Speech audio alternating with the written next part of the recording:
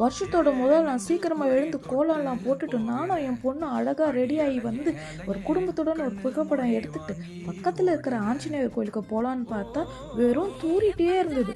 சேரம் சகதியமாக இருந்தது. சரி பரவாயில்ல, நம்ம விநாயகரை கும்பிட்டுட்டு மேலே ஏறலான்னு பார்த்தா முதல் 4வது படிக்கே எனக்கு மூச்சு தள்ளுது. என்னடா இன்னும் ஒரு 30-40 படி இருக்குதே, நம்ம எப்படி ஏற போகிறோன்னு தெரியலேன்னு பார்த்தா என் பொண்ணு அம்மா தூக்குங்க தூக்குங்கன்ற. அடியே நீ ஒல்லியாக தானடி இருக்கிற, உன்னால் ஏறத்துக்கு என்னடி அப்படின்னு சொன்னால், இல்லைம்மா என்னால் முடியல, நீங்கள் தூக்கியே ஆகணும்னு. இந்த சைடு திரும்பி பார்த்தா எங்கள் வீட்டுக்காரு, ஐயோ என்னால் முடியல, நம்ம பின்னாடி வழியாகவே போயிருக்கலாமேன்னு சொல்லிட்டு. ஆனால் மேலே வந்து பார்த்தா ஒரு அழகான வியூ. இந்த மழைக்கும் அதுக்கும் அவ்வளோ அருமையாக இருந்தது. சரி இந்த சைடு திரும்பி பார்த்தா கோவிலோட பெயிண்ட்டுங்க.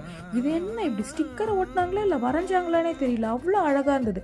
இசை தாளத்தோடு கொஞ்சம் காதில் வாங்கிட்டு சன்னிதானத்தை பார்த்துட்டு, கடவுளே இந்த வருஷமாச்சு நல்லா போகணும், கடந்த 3-2 வருஷமாக நான் ரொம்ப அடி வாங்கிட்டேன், இனிமேட்டாச்சும் அடி வாங்காமல் வாழ்க்கை நல்லா போகணும்னு வேண்டிட்டு பிரசாதம் சாப்பிட்லான்னு பார்த்தா பிரசாத கடையே திறக்கல.